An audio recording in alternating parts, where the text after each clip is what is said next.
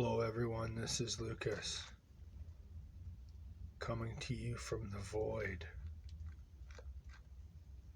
We are deep in the heart of this nebula, watching the gases form around us. No, I'm just kidding.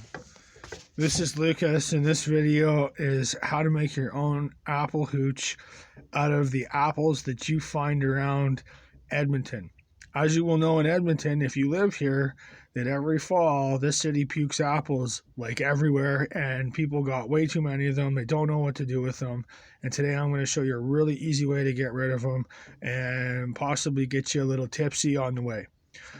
So what I got here is two 5-gallon jugs, and one is just a water jug. The other one is a restaurant oil jug.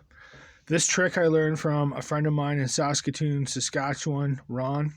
And Ron used to make this every year in garbage cans. He used to do this with garbage cans, and he used to make a lot of it. But today I'm just using 5-gallon jugs, and I'm going to show you how you do it. It's very simple. So when I started off with this, all I did was go around and I got apples, and I filled them up to about this line in each one of the jugs, almost to the top. And I just went around and I picked up even ground apples and whatever else, and I carved out all the really bad parts, and I used as many good parts as I could. I didn't care if they were a little bit brown, but any blemishes I got rid of. And I put them all into the jugs, and then I doped each one of the jugs with 1 kilogram of sugar, and then I added water up to about almost the top of the jug, about here. And then here. Then I let the jugs sit for about 2 weeks. In about 2 weeks, and I checked on them to make sure that they were going to give a little bit of an alcohol smell, and they did. Up top, all I did was lay plastic wrap across the top of them. Now, with this mixture, you don't want to actually use an airlock, I'm told.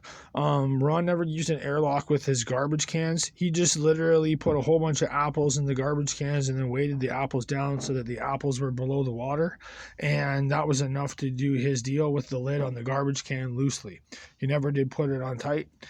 So this is another way you can do that with just plastic wrap, laying it across the top of the bottle. It'll allow most of the gases to escape. And as you saw from the beginning void video, we got a lot of carbon dioxide action going on in there.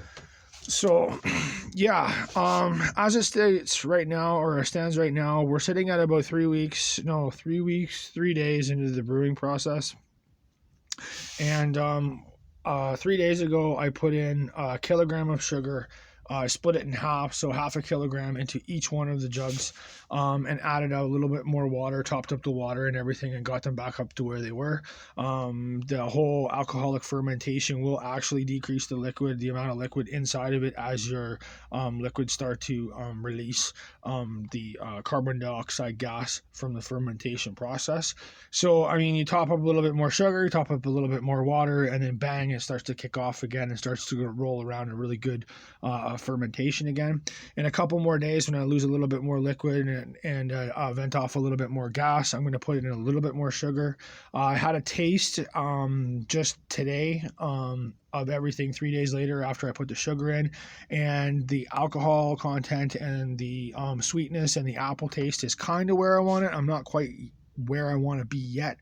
So I'm going to let it go for a few more days here, maybe another week, and add a little bit more sugar to it, and then I'll be pressing the liquid, and yeah, we're gonna check it out and see how it is.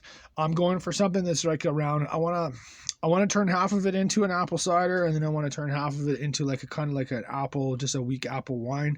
I want something with a nice taste and a little bit of a punch, not something that'll peel paint.